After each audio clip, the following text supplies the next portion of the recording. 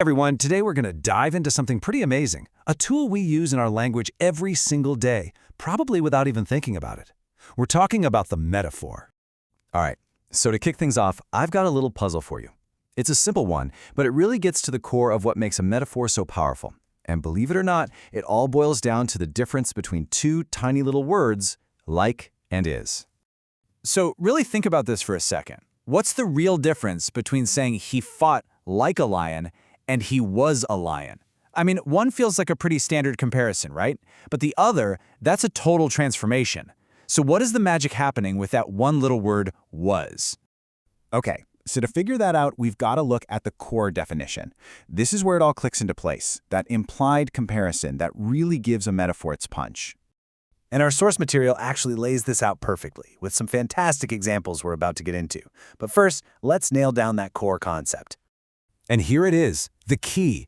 A metaphor is basically an implied simile. It just skips right over like or as and makes this way bolder claim. It doesn't bother saying someone is similar to a lion. Nope.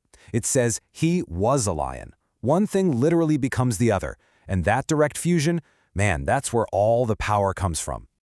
All right, so that's the theory, right? But let's be honest, the best way to really get metaphors is to see them in action. So let's check out a few classic examples straight from our source.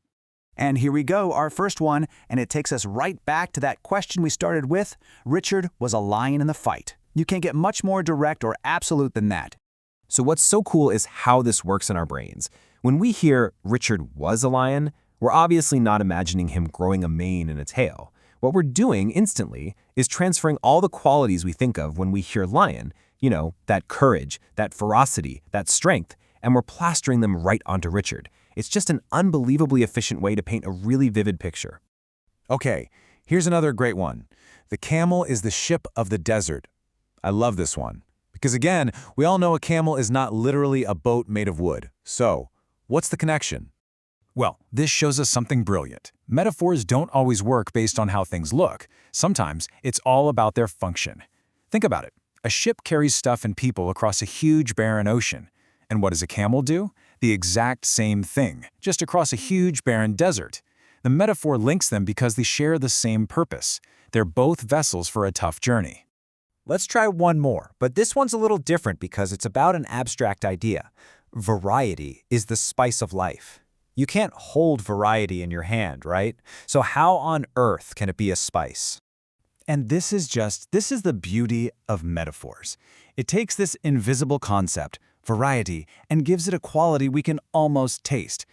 Just like spice makes food more exciting and flavorful, variety does the exact same thing for life. It makes a feeling totally understandable in a real, physical, sensory way.